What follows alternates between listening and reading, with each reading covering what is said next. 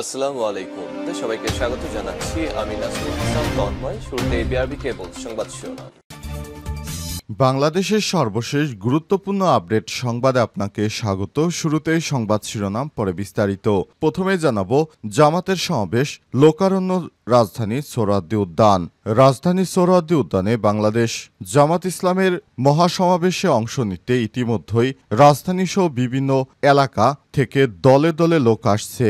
সকাল থেকেই দেখা গেছে জনসভাস্থল পরিপূর্ণ হয়ে গেছে লাখ লাখ মানুষে। ঢাকার বিভিন্ন স্থানে স্লোগান দিতে দিতে তারা রাজধানীর সোহরাওয়ার্দী উদ্যানের দিকে আসছে। ইতিমধ্যেই সেখানে লাখ লাখ মানুষ জমায়েত হয়েছে।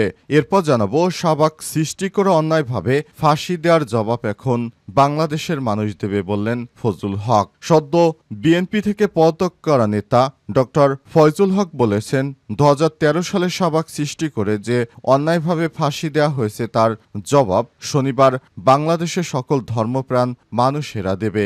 এজন্য আওয়ামী লীগকে অবশ্যই বিচারের আওতায় আনতে হবে। এদিকে সোহরাওয়ার্দী উদ্যানে সমাবেশ আজ জামাতের ব্যাপক প্রস্তুতি, ঢাকামুখী লাখ লাখ নেতাকর্মী। রাজধানীর সোহরাওয়ার্দী উদ্যানে আজ জাতীয় সমাবেশ করবে বাংলাদেশ জামাত ইসলাম। ঐতিহাসিক এই ভেন্যুতে প্রথমবারের মতো আয়োজিত এই সমাবেশে দলটির ইতিহাসে সবথেকে বড় জনসমাগম ঘটাতে চায় জামাত ইসলাম। এজন্য 4 জোড়া ট্রেন দেওয়া হয়েছে, 10,000 বাসের পাশাপাশি রয়েছে আরও বিভিন্ন যানবাহন, যাতে চড়ে ইতিমধ্যেই লাখ লাখ নেতাকর্মী ঢাকায় এসে পৌঁছেছে। এদিকে পুরনো মাফিয়া সিস্টেমের সঙ্গে আমরা আর খেলব না বললেন নাহিদ ইসলাম। জাতীয় নাগরিক পার্টি এনসিপির আহ্বায়ক মোহাম্মদ নাহিদ ইসলাম বলেছেন, গণ অভ্যুত্থানের পর বলেছিলাম বাংলাদেশ রাষ্ট্রকে পরিবর্তন করতে হবে। এই দেশ যে সিস্টেমে চলে এর পরিবর্তন ঘটাতে হবে। এই মাফিয়া সিস্টেমের সঙ্গে আমরা আর খেলব না। পুরনো খেলার বিরুদ্ধে গণ অভ্যুত্থান হতে হবে। এবং সর্বশেষ জানাবো চাপাতি হাতে ব্যাগ ছিনিয়ে পুলিশের সামনে নিয়ে গেল যুবক, ভিডিও ভাইরাল। রাজধানীর ধানমন্ডি এলাকা প্রকাশ্যে চাপাতির ভয় দেখে এক পথচারীর কাছ থেকে ব্যাগ ছিনিয়ে নিয়ে পুলিশের সামনে দিয়ে চলে যাচ্ছে এক যুবক। এমন একটি ভিডিও সামাজিক যোগাযোগ মাধ্যমে ছড়িয়ে পড়ে। ছবি এবং ভিডিওতে দেখা যায় প্রিন্টের শার্ট ও কালো রঙের প্যান্ট পরা এক, সাদা শার্ট ও জিন্সের প্যান্ট পরা এক যুবককে চাপাতির ভয় দেখাচ্ছে। এক পর্যায়ে তিনি ওই যুবকের কাছ থেকে ব্যাগটি ছিনিয়ে রাস্তা দিয়ে পুলিশের সামনে দিয়ে চলে যান। তখন ট্রাফিকের পোশাক পরা এবং সাদা পোশাকে একজন সহ 3 জন ট্রাফিক পুলিশ ছিল এলাকায়। তারপরও তারা চুপচাপ দাঁড়িয়েছিল। বিষয়টি সামাজিক যোগাযোগ মাধ্যমে ইতিমধ্যে ভাইরাল হয়েছে। প্রিয় দর্শক, এতক্ষণ শুনছিলেন সংবাদ শিরোনাম, এবারে বিস্তারিত। তবে তার আগে বন্ধুরা, অনুরোধ থাকবে এই সংবাদটিতে একটি লাইক দিন। এই চ্যানেলে আপনি নতুন হয়ে থাকলে আমাদের সংবাদটি দেখতে দেখতে চ্যানেলটি সাবস্ক্রাইব করে রাখুন। কমেন্ট করে বন্ধুরা আপনার মূল্যবান মতামত জানিয়ে দিন আপনি বিশ্বের কোন দেশ থেকে বা বাংলাদেশের কোন স্থান থেকে আমাদের সংবাদটি দেখছেন এবং শুনছেন। আর বন্ধুরা, এই সংবাদটি আপনার সোশ্যাল মিডিয়া ফেসবুকে শেয়ার করে বন্ধুদেরও দেখার সুযোগ করে দিন। এবারে বিস্তারিত। জামাত ইসলামের সমাবেশ, লোকারণ্যের সোহরাওয়ার্দী উদ্যান।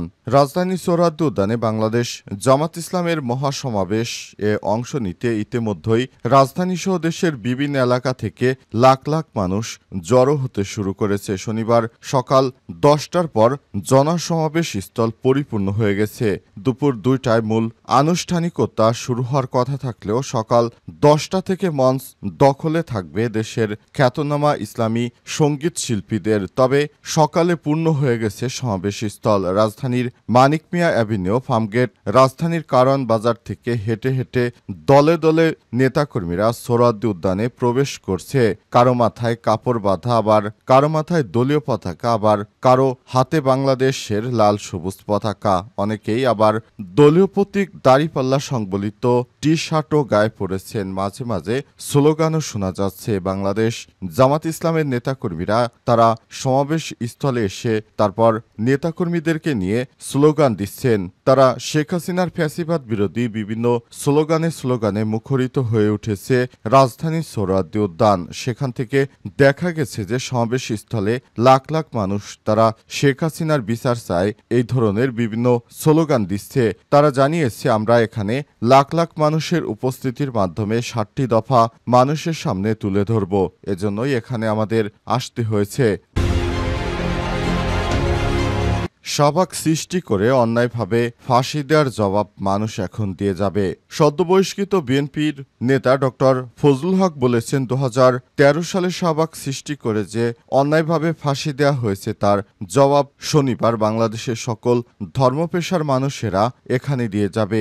এ সময় তিনি বলেছেন, অসাধারণ ইতিহাস সৃষ্টি করবে জামাতের জাতীয় সমাবেশ, আর এতে সুন্দর আয়োজনের পেছনে রয়েছে জামাত নেতাদের রক্ত ঝরানো ইতিহাস। শুক্রবার রাজধানীর সোহরাওয়ার্দী উদ্যানে জামাতের জাতীয় সমাবেশ স্থলে উপস্থিত থেকে তিনি এমন মন্তব্য করেছেন। ডক্টর ফজলুল হক বলেছেন, জামাত ইসলামকে অনেক নির্যাতন সহ্য করতে হয়েছে, কিন্তু জামাত নির্যাতনের স্তম্ভ হওয়ার দল নয়, বরং যত নির্যাতনই করা হোক তারা নতুন করে গাছের মতো তৈরি হয়। তিনি আর বলেছেন, সোহরাওয়ার্দী উদ্যান মূলত প্রতীকী সমাবেশ স্থল হিসেবে ব্যবহৃত হচ্ছে।